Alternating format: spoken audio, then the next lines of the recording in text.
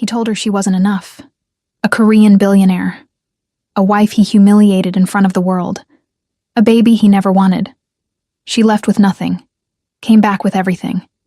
2 years later, a little girl appears. With his face, his blood, and a secret that could destroy his empire. But some truths don't just ruin fortunes. They rewrite destinies. This is not a story about forgiveness. This is a story about power, pride, and the child who became the key to both. Help us reach 1,000 subscribers. Hit that button and be part of something you won't find anywhere else. He didn't love her. He married her because his grandfather demanded it. Because the merger required a bride. Because tradition said a man of his status needed a wife who knew when to smile and when to disappear. And she had been perfect at both, until she got pregnant. Kang Min-ho was 27 years old and controlled half of Seoul's financial district. His name opened doors. His silence closed them. He had never raised his voice to get what he wanted. He didn't need to. People bent before he even asked. But his wife? She had started asking questions. Why are you always late? Who is she? Do you even want this baby? The answer was no. He didn't want the baby. He didn't want her. He wanted the freedom he had before the wedding, before the promises, before the weight of someone else's expectations pressed into his chest every time he came home. And so, one night, he made sure she understood. It was her birthday. 7 months pregnant. She had made dinner, worn the dress he bought her in Paris. She smiled when he walked in.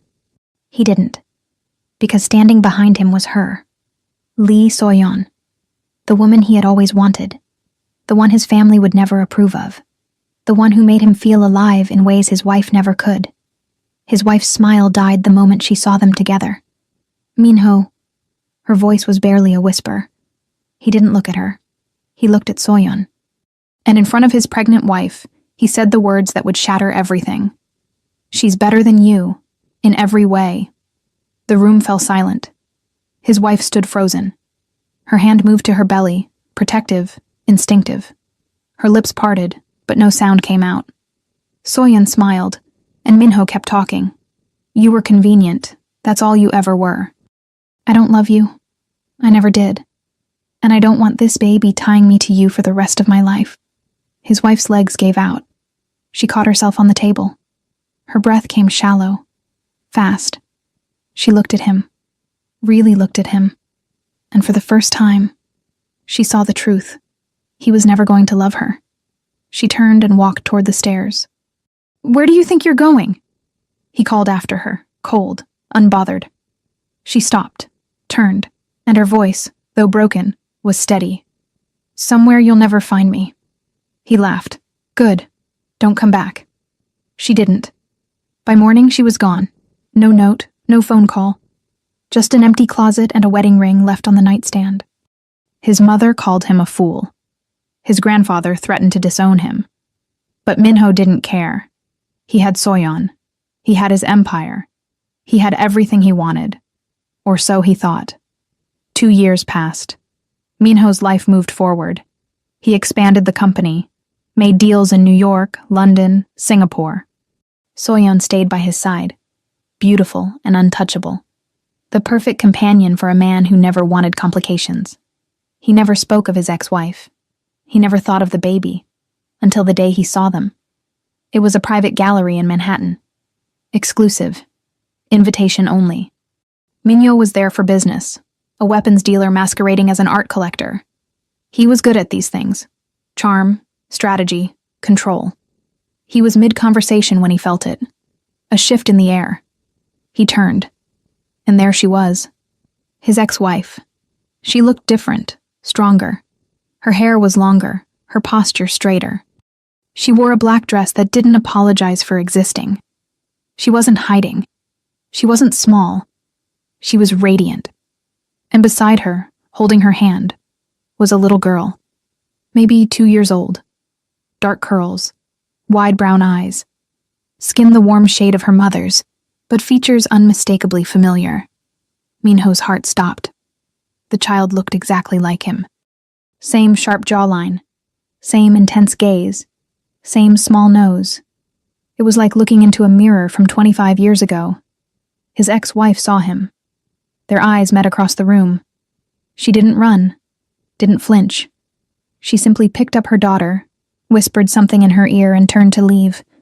But Minho was already moving. He crossed the gallery in seconds, his bodyguards trailing behind. He caught her arm just as she reached the exit. "Wait." She stopped, slowly turned. Her expression was unreadable. "Minho." Her voice was different too. No fear, no hesitation. He looked down at the little girl in her arms. The child stared back at him, curious, unafraid. "Is she mine?" His voice was barely a whisper. His ex-wife's lips curved into something that wasn't quite a smile. "Does it matter?" "Yes." She adjusted the child on her hip, looked him straight in the eye. "You told me not to come back, so I didn't. I built a life. She has everything she needs. That's not what I asked." She leaned in, close enough that only he could hear. "She's not yours, Minho. You made sure of that 2 years ago." And before he could respond, she walked out, leaving him standing there, staring at a child who looked exactly like him, knowing, deep in his bones, that she was lying. He couldn't stop thinking about her. The child. Those eyes. That face. Minho tried to focus on work. He had a merger to close, a rival faction in Seoul trying to edge into his territory. Soyeon planning their engagement party. But every time he closed his eyes, he saw her. The little girl. His daughter. Because she was his. He knew it. He felt it. And if she was his, then everything he thought he had control over was a lie. He sent someone to follow them. It didn't take long. His ex-wife, Amara, was living in Brooklyn, a modest brownstone. She worked as a consultant for an NGO. Quiet life, no scandal, no drama. But the reports his investigator brought back made his blood run cold. The child's name was Isla Kang. She had his last name, and according to the birth certificate, she was born 8 months after Amara left, which meant she had been pregnant when he threw her out. Minho felt something twist in his chest, something he hadn't felt in years. Guilt. He tried to ignore it. But then the investigator handed him a photo. Isla, smiling, playing in a park. Her little hand wrapped around Amara's finger. She looked happy. She looked loved. And Minho realized, with a clarity that burned, that he had thrown away the only thing that had ever been real in his life. He showed up at Amara's door 3 days later. No warning. No phone call. Just him, standing on her doorstep at 7 in the morning. She opened the door in a robe, hair tied up, coffee mug in hand. When she saw him, her expression didn't change. "Go away, Minho. I need to talk to you." "No, you don't." She tried to close the door. He stopped it with his hand. "She's mine, isn't she?" Amara's jaw tightened. "You don't get to ask that." "I'm asking anyway." For a long moment, they just stared at each other. Then, from somewhere inside the house, a small voice called out, "Mama?" Amara's eyes softened. She turned, calling back gently, "I'm coming, baby." When she looked back at Minho, her voice was ice. "You walked away. You don't get to walk back in. I made a mistake." She laughed, bitter, sharp. "A mistake? You told me I wasn't enough.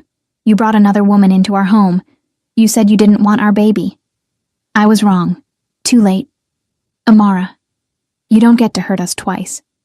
And this time, when she closed the door, he let her. But Minho didn't leave.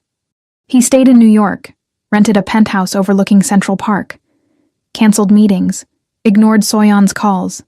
He started watching them. Not in person. He wasn't that reckless. But through his people. Reports, photos, videos.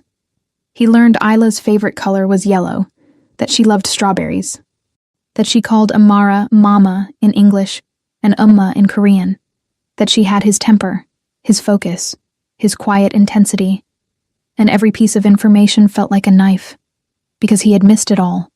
Her first steps, her first words, her first birthday. He had chosen pride over love, and now he was paying for it. 1 week later, Amara received a package. No return address. Just a small box wrapped in black silk. Inside was a diamond bracelet. Expensive, beautiful, and a note. "I want to meet her, please." Amara stared at it for a long time. Then she threw it in the trash. But that night when Isla was asleep, she pulled it back out, read the note again. And for the first time in 2 years, she let herself wonder, what if? Minho didn't give up. He sent flowers, toys, books, all returned. He tried showing up at the park where Amara took Isla. She saw him and left immediately. He sent a lawyer with a custody proposal. She burned it. But then one night, his phone rang. Unknown number. He answered. "Stop." It was Amara. Her voice was tired, worn, but firm. "Stop sending things. Stop following us. Just stop." "I can't. You have to. She's my daughter." There was a long silence. Then quietly, "She doesn't know that." Minho's chest tightened. "What?" "She thinks her father is dead. I told her you died before she was born." It was easier than explaining why you didn't want her. He felt the words like a physical blow. "Amara, you don't get to be angry, Minho. You chose this. I want to fix it. You can't. Let me try." Another silence. Then, "There's something you need to know first." His pulse quickened. "What?" "Not over the phone. Meet me tomorrow." "Alone." "Where?" "The same gallery. 8 p.m. And she hung up. Minho arrived early. The gallery was empty, closed for a private event. He waited in the same spot where he first saw Isla. At exactly 8 p.m., Amara walked in. She wasn't alone. Behind her was a man, tall, African, mid-30s, well-dressed. Minho's jaw clenched. "Who's he?" "A friend," Amara said calmly. "And a witness, because I don't trust you." "Fair." She gestured to a bench. They sat. Minho looked at her, really looked. She was different, stronger. But there was something in her eyes, something heavy. "What is it?" he asked quietly. "What do I need to know?" Amara took a breath. "Isla isn't just your daughter, Minho." He frowned. "What does that mean?" "It means she carries something in her blood. Something your family has been hiding for 3 generations. His blood ran cold. "What are you talking about?" Amara leaned forward. "Your grandfather didn't just build an empire, Minho. He built it on stolen land. Stolen lives. And Isla, your daughter, is the biological proof." Minho's world tilted. "That's impossible." "Is it?" Amara pulled out a folder, slid it across the table. "DNA results. Historical records. Your grandfather had an affair with a woman from Kenya in the 1960s. She had a son. Your father's half-brother. He was erased from the family tree. But his bloodline didn't disappear." Minho stared at the documents. "And Isla is the direct descendant of the man your family tried to erase." He couldn't breathe. "If this gets out, your empire collapses. Your family's reputation is destroyed, and every rival you've ever made will use it to bury you." Minho looked up at her. "Why are you telling me this?" Amara's eyes softened. "Because she's still your daughter, and she deserves to know the truth. But if you want to be in her life, you're going to have to choose, Minho." "Choose what?" "The empire you built on lies, or the family you destroyed for pride."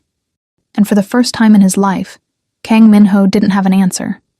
Minho didn't sleep that night. He sat in his penthouse, the folder Amara had given him spread across the glass table. DNA reports, birth certificates, photographs yellowed with age, letters written in his grandfather's handwriting. All of it proof. Proof that the Kang Empire, the dynasty his family had built over 3 generations, was founded on a lie. His grandfather, Kang Jiwu, had been a nobody in the 1960s, a low-level businessman with big dreams and no capital. Then he met her, a Kenyan woman named Asha. She was in Seoul studying medicine. Beautiful, intelligent, from a wealthy family. They had an affair. She got pregnant, and Kang Jiwoo made a choice. He married a Korean woman from a powerful family, used her family's money to buy land, build factories, expand. And when Asha came to him with their son, a boy named Samuel. He paid her to disappear. She took the money. She went back to Kenya. And she raised Samuel alone. Samuel grew up, had children, grandchildren. One of those grandchildren was Amara's father, which meant Amara wasn't just some woman Minho had married for convenience. She was family. Distant, complicated, but family. And Isla? Isla was the living proof that the Kang bloodline wasn't pure, that the empire was built on stolen opportunity, that everything his family had taught him about legacy and honor was a carefully constructed fiction. If this information went public, it would destroy them. Rival companies would pounce. Investors would pull out. The media would tear them apart. His grandfather's name, the name Minho had spent his entire life protecting, would become a joke. But if he buried it, if he kept Amara quiet, kept Isla hidden, pretended none of this existed, he could keep everything. The empire, the power, the control. All he had to do was walk away. Again. He showed up at Amara's door at dawn. She opened it slowly, still in pajamas, eyes tired. "I didn't think you'd come back," she said quietly. "I need to ask you something." She stepped aside. Let him in. The apartment was small but warm, colorful. Isla's toys were scattered across the floor. Drawings taped to the walls, a life built from nothing. Amara poured 2 cups of coffee, handed him one. They sat across from each other at a small kitchen table. "What do you want to ask?" she said. Minho stared into his cup. "Why didn't you tell me? When you found out about the connection? About Samuel? About everything?" Amara took a slow sip. "Because it wasn't about you. It was about her. She's my daughter." "She's my daughter. You gave up that right 2 years ago." He flinched. She wasn't wrong. "But you're telling me now," he pressed. "Why?" Amara set down her cup, looked him straight in the eye. "Because Isla is going to grow up asking questions about who she is, where she comes from. And I won't lie to her. Even if the truth destroys my family, your family destroyed itself, Minho. I'm just holding the match." Silence, heavy, crushing. Then, from down the hallway, a small voice called out, "Mama?" Amara's expression softened immediately. She stood. "Stay here." She disappeared into the bedroom. Minho heard soft murmurs, a child's laugh, the sound of tiny feet padding across the floor. And then Amara returned, with Isla. The little girl was in pink pajamas, curls wild from sleep. She clutched a stuffed giraffe in one hand and rubbed her eyes with the other. When she saw Minho, she stopped, stared, then looked up at her mother. "Who's that?" Amara knelt down, brushed a curl from Isla's face. "This is an old friend, baby." Isla tilted her head, studied Minho with those sharp, familiar eyes. "He looks sad." Amara's breath caught. Minho's chest tightened. The child walked forward, slowly, carefully, like she was approaching something fragile. She stopped in front of him. "Why are you sad?"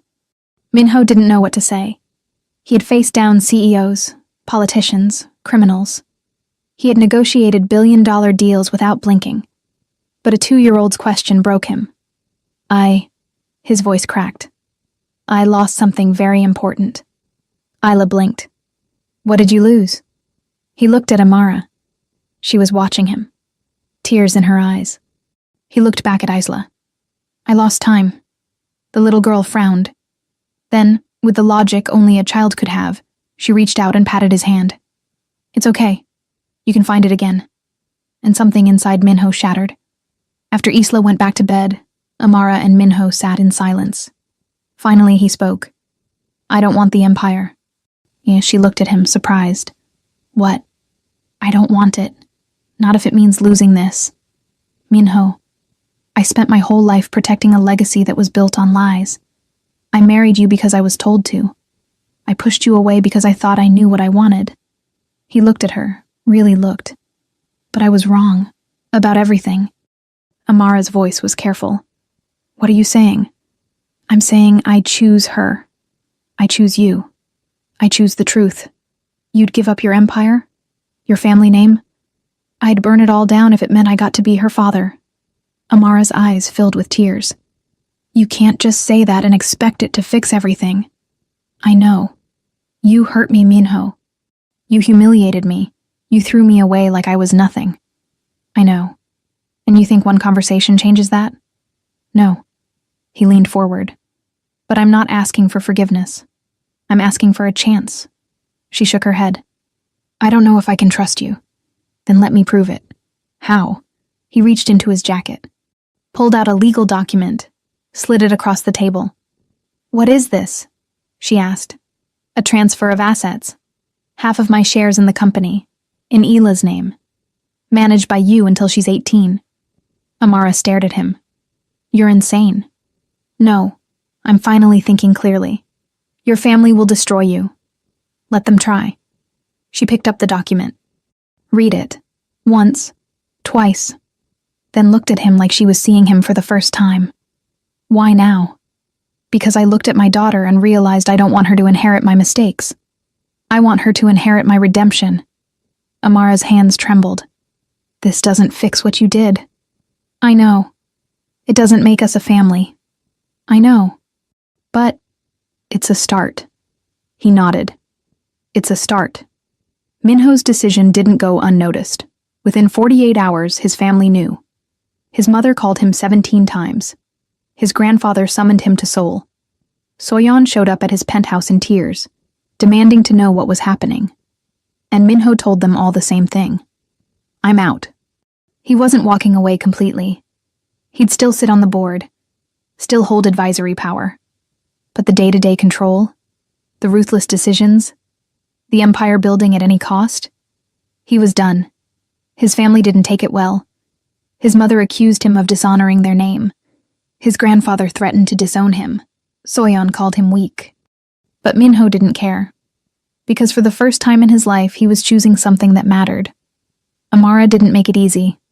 She didn't fall into his arms, didn't forgive him overnight. She let him visit Isla. Supervised. 30 minutes at a time. At first, Isla was shy. Quiet. She didn't know what to make of this man who kept showing up with toys and books and a sadness in his eyes. But slowly she warmed up. She showed him her drawings, told him about her favorite cartoons, let him read her bedtime stories. And Minho, the man who had controlled boardrooms and commanded empires, sat on the floor of a tiny Brooklyn apartment and learned what it meant to be small again, to be patient, to earn love instead of demand it. But peace didn't last. 3 weeks after Minho transferred the assets, a lawyer appeared at Amara's door. Not one of Minho's. One of his grandfather's. The man was polite, professional, cold. He handed Amara an envelope. What is this? She asked. A legal notice. Mr. Kang Ji-woo is contesting the asset transfer. He's also filing for custody of the child. Amara's blood ran cold. On what grounds? Unfit living conditions. Unstable parental environment. And evidence that you coerced his grandson into signing away his birthright. That's insane. The lawyer smiled thinly.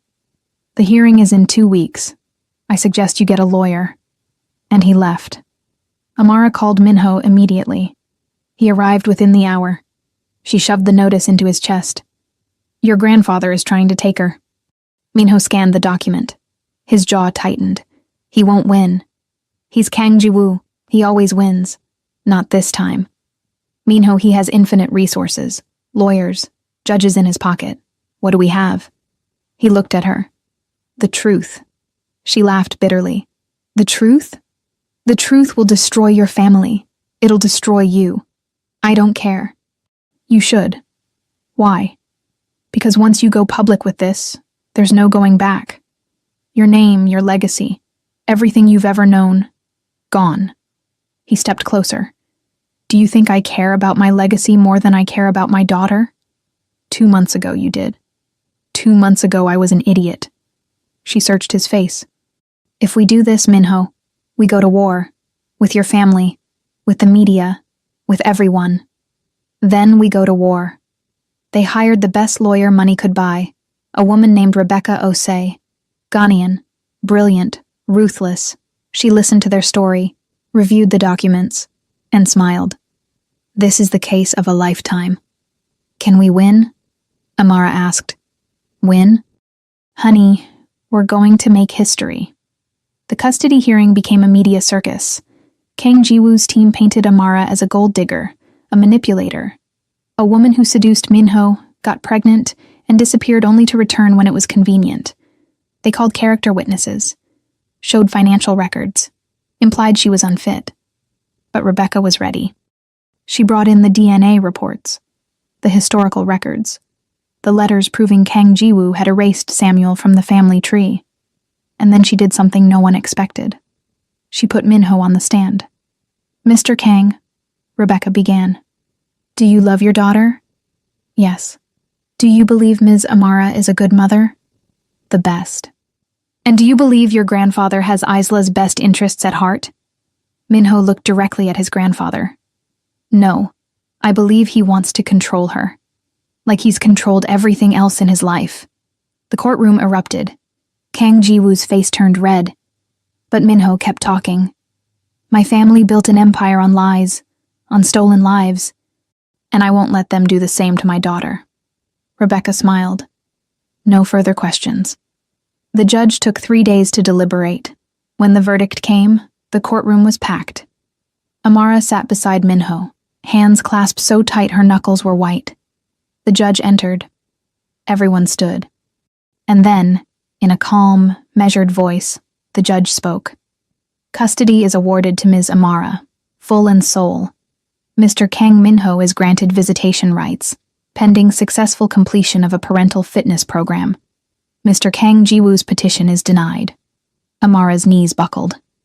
Minho caught her. And for the first time in 2 years, she let herself cry in his arms. The fallout was immediate. Kang Jiwoo disowned Minho publicly. The announcement came through a press release at 9 a.m. on a Tuesday. Cold, clinical, final. Kang Minho is no longer affiliated with Kang Industries or the Kang family. His actions have brought dishonor to our name and betrayed the legacy built over 3 generations. Effective immediately, all ties are severed. He is no longer recognized as an heir, a board member, or a representative of this family. The company stocks dropped 12% in a single day. Rival corporations circled like sharks, smelling blood in the water. The media had a field day. Headlines screamed across every platform. Billionaire heir chooses love over empire. Kang dynasty crumbles as scandal rocks Seoul. The fall of a prince. Minho Kang's shocking betrayal. And Soyeon? She gave an interview to every major outlet that would listen, tearfully calling Minho a traitor, a fool, a man who threw away everything for some woman and a child that isn't even proven to be his. She cried on camera. Perfect makeup running just enough to look sympathetic but not ugly. The public ate it up. Half of them called Minho noble, a man who chose love over money. The other half called him insane, weak, a disgrace to his family name. But Minho didn't flinch. He didn't release a statement, didn't defend himself, didn't fight back. He just walked away. He sold his remaining shares in Kang Industries, liquidated assets, took what was rightfully his, and nothing more. He bought a house in Brooklyn, small, quiet, 3 bedrooms, a backyard with a swing set, and a vegetable garden that had been neglected by the previous owners, close to Amara and Isla.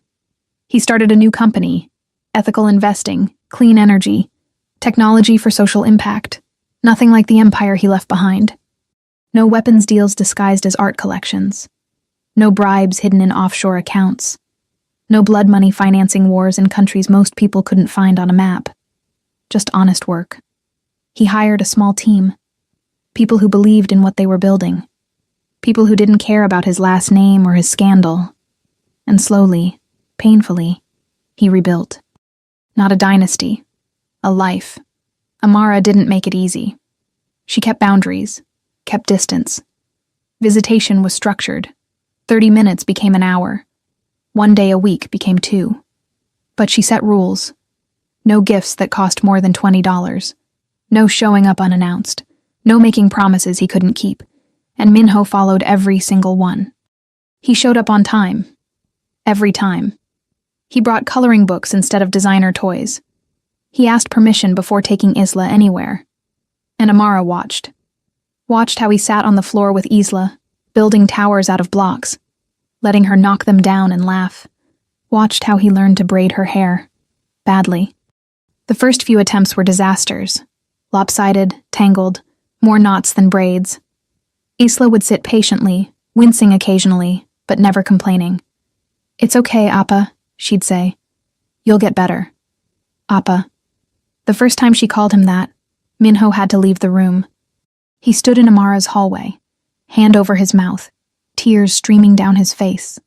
Amara found him there. She didn't say anything, just handed him a tissue. And for a moment, they stood there in silence. Two people who had destroyed each other, and were slowly learning how to rebuild. Isla's 3rd birthday was the turning point. Minho showed up with a cake he'd made himself.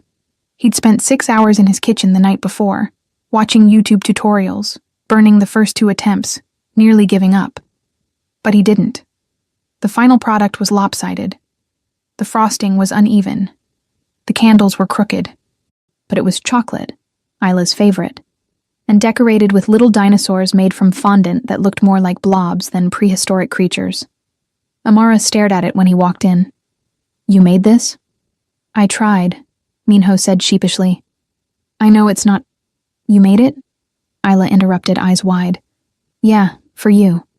She threw her arms around his legs. "It's the best cake ever." It wasn't, but it was made with love, and that was enough. They sang happy birthday. Isla blew out the candles, made a wish, and when Amara cut into the cake, she found a note written in icing inside. "I'm sorry I wasn't here for the first 2. I'll never miss another one." Her eyes filled with tears. She looked at Minho. He was watching Isla, who was already covered in chocolate frosting, laughing with pure joy. And Amara felt something shift. Not forgiveness. Not yet. But the beginning of it. Months passed. Minho showed up for preschool plays, sat in the back, clapped too loud. Recorded everything on his phone, even though the quality was terrible. He came to doctor's appointments, took notes, asked questions. The pediatrician seemed surprised a father would even think to ask. He learned Isla's favorite songs, her favorite books, the exact way she liked her sandwiches cut, diagonal, crusts off, strawberry jam, but never grape. He wasn't perfect. He forgot to pack her snack one day. She cried because she was hungry and embarrassed in front of her classmates. He was late to pick her up once because of a client meeting that ran over. She was the last kid waiting, scared he wasn't coming. But he apologized. On his knees, looking her in the eye. "I messed up, and I'm so sorry. It won't happen again." And it didn't. He set alarms, triple-checked schedules, cleared entire afternoons just to make sure he was never late again. And Amara watched him stumble, fail, try again. Watched him choose Isla, every single time. And something in her softened. 6 months after the trial, Minho knocked on Amara's door late one night. She opened it, surprised. She was in pajamas, hair tied up, glasses on. "It's almost 11, she said. "I know, I'm sorry. I needed to say something." She stepped aside. "Let him in." They sat in the living room. Isla was asleep upstairs. The house was quiet except for the hum of the refrigerator and the distant sound of sirens outside. "What is it?" Amara asked. Minho took a breath. He'd rehearsed this in his head 100 times. But now, sitting here, the words felt stuck. "I know I don't deserve you," he finally said. "I know I hurt you in ways I'll never be able to fix. And I'm not asking you to forgive me. I'm not even asking you to love me." He looked at her. "I'm just asking you to let me keep trying." Amara's eyes filled with tears. "Minho, I want to be the man you thought you married. I want to be the father Isla deserves. And I want—" His voice broke. "I want to be someone you can trust again." She wiped her eyes. "You can't just erase the past." "I know. You can't just fix this with words." "I know. You humiliated me. You broke me. You made me feel like I was nothing." "I know." His voice was barely a whisper. "And I will carry that for the rest of my life." She looked at him, really looked, and saw something she hadn't seen before. Regret. Real, deep, consuming regret. Then what are you asking for? She said quietly. He reached out, slowly, carefully, took her hand. Time. Just give me time. She looked down at their hands. His, hers, intertwined. She should pull away. She knew she should. But she didn't. Okay, she whispered. Okay? Time. You get time. But Minho? Yeah? If you hurt her again. If you make promises you don't keep. If you let her down the way you let me down. I won't. You don't know that. I do. Because I know what it cost me to lose you the first time. And I won't make that mistake again. She searched his face, and for the first time in 2 years, she believed him. Okay, she said again. And they sat there, hands still intertwined. Not lovers, not yet, but not enemies anymore either. Just two people trying to build something new from the wreckage of what they destroyed. 2 years later. Isla was 5 years old. She was brilliant, fierce, kind. She loved dinosaurs and science and asking a million questions. Why is the sky blue? How do birds know where to go? If I plant a cookie, will a cookie tree grow? Why do people cry when they're happy? Can you love someone even if they hurt you? Minho answered every single one. Even when he didn't know. Especially when he didn't know. Because admitting, I don't know, but let's find out together, became his favorite phrase. They went to the library together. Read books about the solar system, ocean creatures, how plants grow. And one day, while reading a book about forgiveness, Isla asked, Appa, did you and Mama ever fight? Minho looked at Amara, who was sitting across the room, pretending not to listen. Yeah, he said honestly. We did. Did you hurt her? His throat tightened. Yes. Did you say sorry? I did. But saying sorry doesn't always fix things. Ela frowned, thinking hard. Then what does? Minho glanced at Amara again. She was watching now. Showing up. Every day. Proving that you've changed. That you'll never hurt them like that again. Isla nodded seriously. I think you're doing a good job, Appa. And Minho had to look away before she saw him cry. Amara and Minho weren't married. They weren't even officially together. But they were partners, co-parents, friends. They had dinner together twice a week, took Isla to the park on Saturdays, celebrated holidays as a unit, and sometimes, late at night, when Isla was asleep and the world was quiet, they would sit on the couch and talk about the past, the future, the life they were building. One night, Amara asked, Do you regret it? Giving up the empire? Minho looked at her. Not for a second. Even though you lost everything? He smiled. I didn't lose everything. I lost an empire built on lies. But I gained something real. What? He looked toward the stairs, where Isla slept. A family. Amara's eyes softened. She had spent so long building walls, protecting herself, protecting Isla, but sitting here in this small living room with this man who had broken her and then spent years putting her back together piece by piece. She realized something. He had changed, not overnight, not with grand gestures or expensive gifts, but in the quiet, unglamorous work of showing up, of being present, of choosing love over pride, of learning to braid hair and bake lopsided cakes and answer impossible questions with patience. And for the first time in 3 years, she let herself believe that maybe, just maybe, they could be something again. She leaned over and kissed him.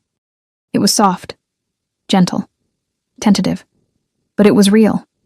When she pulled back, Minho was staring at her like he'd just witnessed a miracle. What was that for? He whispered. She smiled. For choosing us. His eyes filled with tears. Can I? Not yet, she said gently, but maybe, someday. And that was enough. For now, that was enough. 3 years later. Isla was 8 years old. She knew the truth now. About her grandfather. About the empire. About the lies that built the Kang dynasty. Amara and Minho had told her together. Sat her down. Explained it simply. Honestly. Your great-grandfather did bad things, Minho said. He hurt people. He erased people. And for a long time, I thought that was what power meant. Being feared. being in control, hurting others before they could hurt you. But you don't think that anymore? Isla asked. No, because your mother showed me what real power is. Isla looked at Amara. What is it? Amara smiled. Choosing kindness when cruelty is easier. Choosing truth when lies are safer. Choosing love even when you're scared. Isla nodded seriously. I'm glad you chose us, Appa. And Minho's heart broke in the best way. The Kang Empire eventually collapsed. Kang Jiwoo's secrets came out one by one. A journalist dug into the family history, found Samuel's descendants in Kenya, interviewed them, published a documentary that went viral. The world learned the truth about Asha, about Samuel, about the erasure, about the stolen land and the blood money and the lies that held it all together. Investors fled, partners withdrew, stock prices plummeted. The company dissolved within 18 months. Kang Jiwoo died alone in a hospital room. No family, no visitors, just nurses who didn't know his name and didn't care about his legacy. His obituary was 3 paragraphs long. Most of it was about the scandal. And Minho felt nothing. No satisfaction, no grief, no vindication, just peace. Because he had built something better. A company that mattered.